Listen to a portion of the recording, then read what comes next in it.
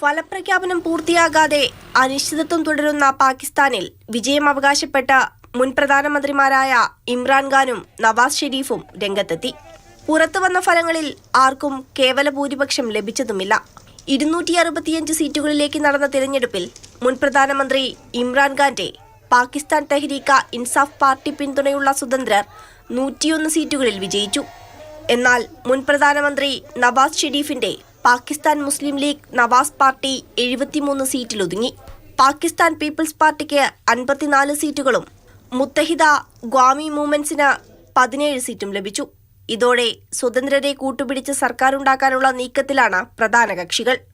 അതേസമയം ജയിലിൽ കഴിയുന്ന ഇമ്രാൻഖാന്റെ ശബ്ദത്തിൽ നിർമ്മിത ബുദ്ധി ഉപയോഗിച്ച് തയ്യാറാക്കിയ വീഡിയോ സന്ദേശം PTI പുറത്തുവിട്ടു.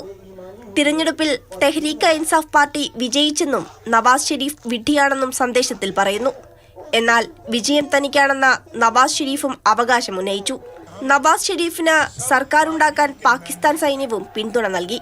എന്നാൽ പാകിസ്ഥാനിലെ നിലവിലെ സ്ഥിതിയിൽ ബ്രിട്ടനും അമേരിക്കയും ആശങ്ക പ്രകടിപ്പിച്ചിട്ടുണ്ട്. International desk, Mathrubhumi news.